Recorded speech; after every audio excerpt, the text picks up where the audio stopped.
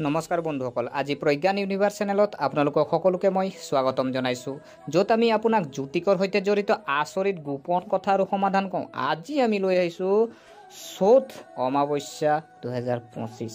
হয় প্ৰিয় দৰ্শক, চ'ত মাহৰ অমাৱস্যা 2025 আৰু শনি গোচৰত মকৰ আৰু কৰ্কট ৰাশিৰ বাবে শুভ যোগ লৈ আহিছে। গতিকে পলম নকৰি আহকচোন ভিডিঅ'টো আৰম্ভ কৰোঁ। প্ৰিয় দৰ্শক, চ'ত অমাৱস্যা এই বছৰ বিশেষভাৱে গুৰুত্বপূৰ্ণ, কাৰণ ই শনিৰ গোচৰত প্ৰভাৱ আহিব।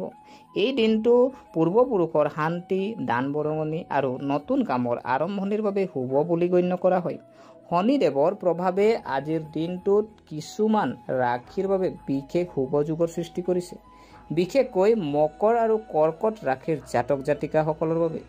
মীন ৰাশিত শনিদেৱৰ গোচৰৰ বাবে মকৰ ৰাশিৰ জাতক জাতিকাসকলে সাদেহতীৰ পৰা স্বাধীনতা লাভ কৰিব। বৰ্তমান মকৰ ৰাশিৰ জাতক জাতিকাসকলৰ বাবে সদেহতীৰ শেষ পৰ্যায় চলি আছে। এই ৰাশিৰ জাতক জাতিকাসকলৰ হয়তো চ'ত অমাৱস্যাৰ দিনটোৰ পৰা তেওঁলোকৰ জীৱনত এক বৃহৎ পৰিৱৰ্তন দেখিবলৈ পাব। বাকী থকা কাম সম্পূৰ্ণ হ'ব, টকাৰ সমস্যা বা নাটনি নাইকিয়া হৈ যাব। বিনিয়োগৰ বাবে এইটো এটা ভাল সময় হ'ব। ব্যৱসায়ো সম্প্ৰসাৰিত হ'ব, আৰ্থিক লাভৰ সম্ভাৱনাও থাকিব। ব্যৱসায়ত অংশীদাৰ পাব, অংশীদাৰিত্বৰে কৰা কামত সফলতা লাভ কৰিব। কৰ্ম সংস্থাপনৰ সৈতে জড়িত জাতক জাতিকাসকলে লাভ কৰিব সুবিধা। শনিদেৱৰ কৃপাত যিহেতু শনি মকৰ ৰাশিৰ প্ৰভু আৰু বৰ্তমান কুম্ভ ৰাশিৰ গোচৰত হৈ আছে, সেয়ে মকৰ ৰাশিৰ জাতক জাতিকাসকলে কেৰিয়াৰ, ধন আৰু পাৰিবাৰিক বিষয়ত ভাল খবৰ পাব পাৰে।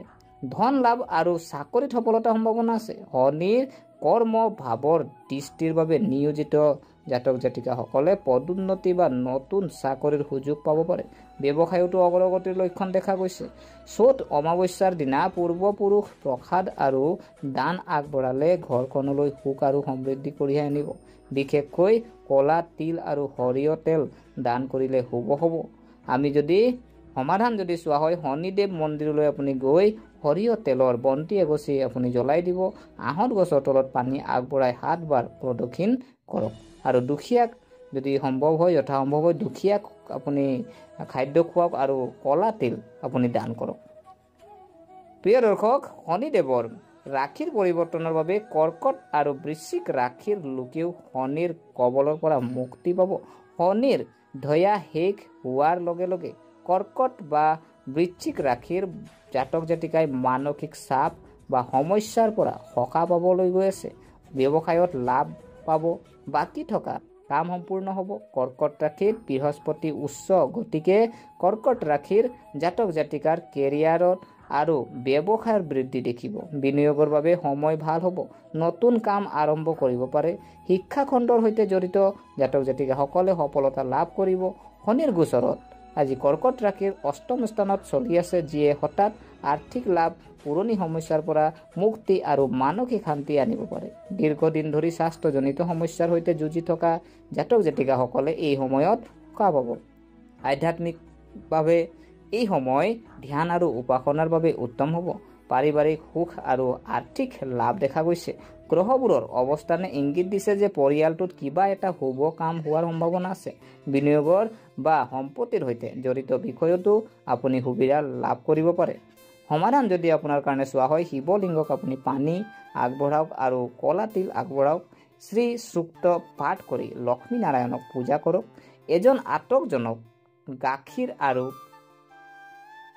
আপুনি চাউল দান কৰক।